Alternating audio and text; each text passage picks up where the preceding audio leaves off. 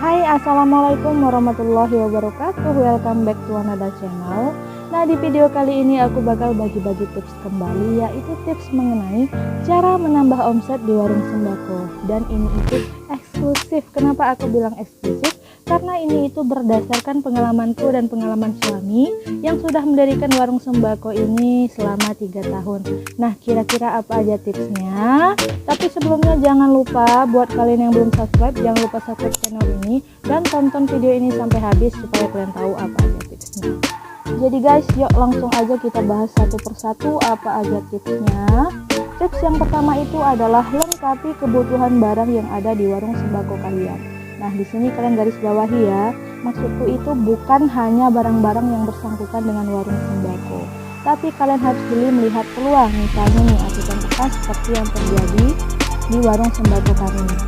Nah, karena mayoritas penduduk yang ada di desa kami itu pekerjaannya adalah petani kelapa sawit, jadi kami juga menyediakan barang-barang yang berkenaan dengan pekerjaan mereka. Misalnya nih, sarung tangan, sarung kaki atau kaos kaki, dan juga sepatu. Kemudian mayoritas penduduk yang ada di desa kami itu juga suka beternak ikan, jadi kami juga sediakan pakan ikan, kemudian pakan ayam, semua yang berkenaan dengan peternakan.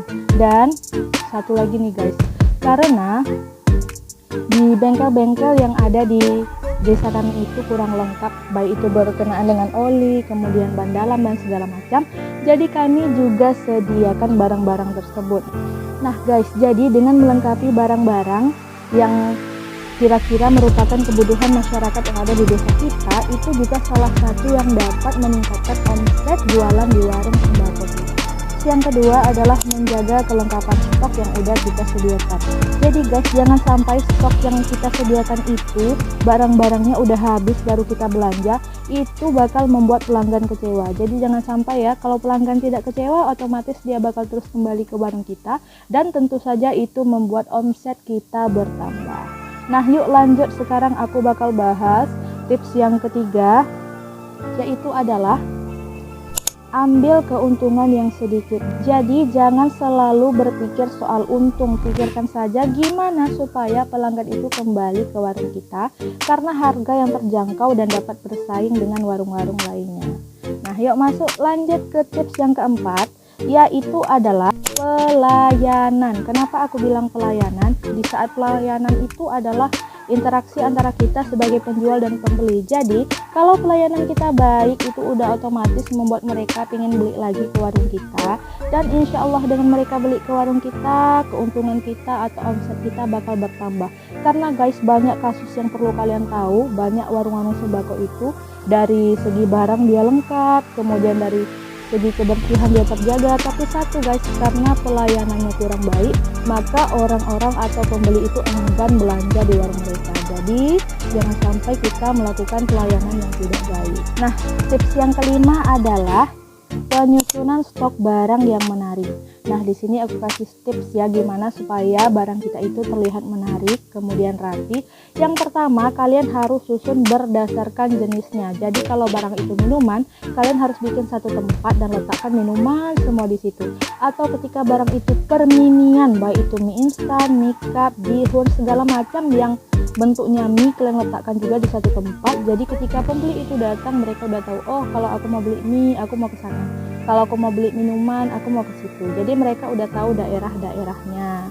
Kemudian kalian susun berdasarkan besar atau kecilnya. Misalnya nih, kalian sandingkan, kalian mau jual aqua, jadi aqua besar sandingkan dengan aqua kecil. Jadi pembeli itu juga bisa langsung lihat, oh kalau aku mau yang kecil, aku tinggal ambil di sebelah kiri.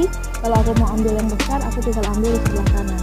Jadi penyusunan barang itu guys juga salah satu hal yang paling harus kalian perhatikan kalau kalian membuka warung sembako, karena itu berhubungan dengan mata. Jadi kalau kita kemana-mana, yang kita perhatikan itu pasti warna, corak, penyusunan. Ketika dia menarik, maka kita akan langsung tertuju ke tempat itu. Jadi kalau kalian susun dengan menarik, kemudian dengan susunan warna yang baik, insya Allah pembeli bakal datang terus. Dan itu juga salah satu hal yang dapat meningkatkan omset yang ada di warung sembako kalian.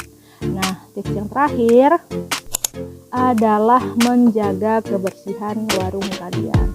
Nah guys, kebersihan ini mungkin kelihatannya sepele, tapi kalau menurutku pribadi, kebersihan ini adalah salah satu hal yang membuat pembeli itu datang lagi.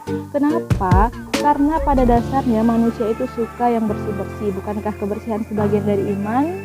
Nah, jadi guys, kalau suasana kedai kita itu atau warung kita itu bersih, pembeli itu bakal suka dan masuk ke warung kita. Jadi bersih, enak dilihat, enak dipandang. Jadi suasananya pun berbeda guys dengan ketika warung kita kotor. Jadi itulah tadi tips yang bisa aku bagikan ke kalian, gimana sih caranya menambah omset yang ada di warung sembako. Dan ini itu ingat sekali lagi ya, aku jelaskan ini itu berdasarkan pengalaman pribadi warung sembako kami sendiri. Nah, terima kasih buat kalian yang udah tonton video ini sampai habis, dan jangan lupa sekali lagi buat kalian yang belum subscribe, silahkan subscribe. Assalamualaikum.